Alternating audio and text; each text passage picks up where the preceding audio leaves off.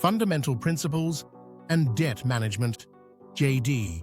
Roth, in his book, Your Money, The Missing Manual, begins with a fundamental lesson. Financial success is not just about how much money you make, but how you manage it. Before thinking about investments or savings, we need to understand the fundamental principles of personal finance and put our obligations in order. Starting with debt management. The fundamental principles of financial responsibility. Most people handle money impulsively, spending without a plan. Roth suggests a different approach, treating personal finances the way a successful entrepreneur would manage their business.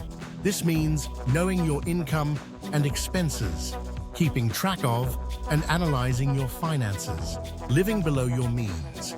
Spending less than you earn is the foundation of wealth, understanding the real value of money. It's not just about making more, but knowing how to use it wisely. Managing debt. One of the first steps toward financial freedom is controlling debt. Roth explains that most debt stems from poor financial habits, such as excessive credit card use or purchasing things we can't afford. His strategy for eliminating debt includes 1. Creating a clear picture of your debt, listing all debts, including amounts, interest rates, and minimum payments. 2. Using the avalanche or snowball method. The avalanche method starts by paying off the debt with the highest interest rate first. The snowball method prioritizes the smallest debt first, providing a psychological boost from early wins. 3. Avoiding new debt. Stopping the use of credit cards until achieving financial stability. Conclusion: debt control is not just a goal, it's the foundation of financial independence. Once we gain control, we can build wealth through savings and investments. The key is to change how we think about money, not as something to spend, but as a tool for a better future. The relationship between money and happiness. The connection between money and happiness is one of the most debated topics in economics and psychology. Can money buy happiness? J.D. Roth, in Your Money, The Missing Manual, explains that money alone does not bring happiness, but it can create the conditions for a more fulfilling life if used wisely. Money as a tool, not a goal. One of the biggest mistakes people make is viewing money as an end goal. Roth emphasizes that money should be seen as a tool to achieve personal goals, not as a measure of one's worth. Studies show that after a certain income level, where basic needs are met, additional wealth does not significantly increase happiness. This means that financial success must be accompanied by proper management and balanced life priorities. How to use money to increase happiness. The author suggests 3 key ways to use money to improve quality of life. 1. Buy experiences, not material goods. Travel, activities, and moments with loved ones provide long-term satisfaction, while material goods lose their value quickly. 2. Manage time through money. Financial stability reduces stress and allows for greater freedom in choosing how to live. 3. Invest in relationships and community.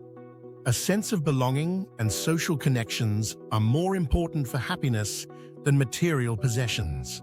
Conclusion: money is not the ultimate determinant of happiness, but it can contribute to it when used with purpose. True prosperity comes when we achieve financial stability and use money to build a richer and more fulfilling life. Setting financial goals. Financial success doesn't happen by chance. It requires clear goals and strategic planning. J.D. Roth, in Your Money, The Missing Manual, emphasizes that setting financial goals is the first step toward taking control of our money and building a stable financial foundation. Why are financial goals important? Financial goals serve as a compass for our financial decisions. They help us avoid impulsive spending, set priorities, and stay disciplined in our financial plan. Without a clear goal, money gets spent aimlessly without bringing us closer to financial independence. How to set effective financial goals. Josh 1. Make them specific and measurable. Instead of saying, I want to save money, say, I want to save $5,000 in 2 years. 2. Divide them into short-term and long-term goals. Short-term goals, e.g. saving for a vacation, keep us motivated, while long-term goals, e.g. retirement, secure our future. 3. Create an action plan. How much money do you need to save each month? What habits need to change? Conclusion: financial goals are the foundation of a stable and prosperous life. With proper planning and discipline, we can build a future of financial security and freedom. Creating a budget, a well-structured budget, is the key tool for managing personal finances. J.D. Roth, in Your Money, The Missing Manual, explains that creating and following a budget is not a restriction, but a path to financial freedom. Why is budgeting important? A budget helps us understand where our money goes and ensures that our spending aligns with our financial priorities. Without a budget, it's easy to spend impulsively without realizing the long-term consequences. How to create an effective budget. 1. Track all income and expenses. It's crucial to know exactly how much money comes in and goes out each month. 2. Categorize expenses. Divide spending into essentials, rent, bills, food, and discretionary expenses, entertainment, shopping. 3. Set spending limits. Each category should have a specific limit to prevent overspending. 4. Adjust and improve continuously. A budget is not static. It should be reviewed and modified as life circumstances change. Conclusion: a budget is not a tool for deprivation, but a roadmap to financial stability and independence. With proper management, we can control our money instead of letting it control us. Debt management. Debt can become a significant financial and psychological burden if not handled properly. J.D. Roth, in Your Money, The Missing Manual, emphasizes that dealing with debt is not just a matter of numbers, but also a matter of changing mindset and financial habits. Psychology and debt. Many people feel anxiety, shame, or even despair when thinking about their debt. These emotions can lead to procrastination, making the situation worse.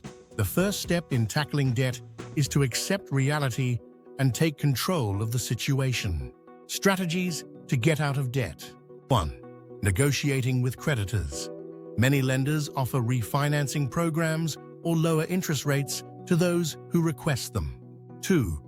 Changing spending habits. Cutting out unnecessary expenses and focusing on saving reduces the need for new loans. 3. Increasing income. A second income or a freelance job can help pay off debts faster. 4.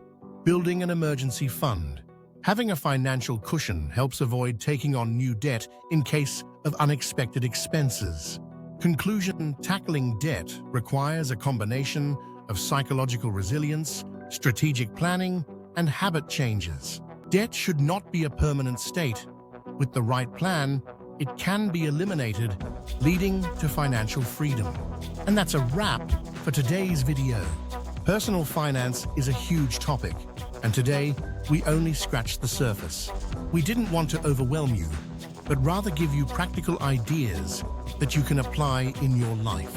If you enjoyed this video, hit the like button. It really helps us keep creating quality content.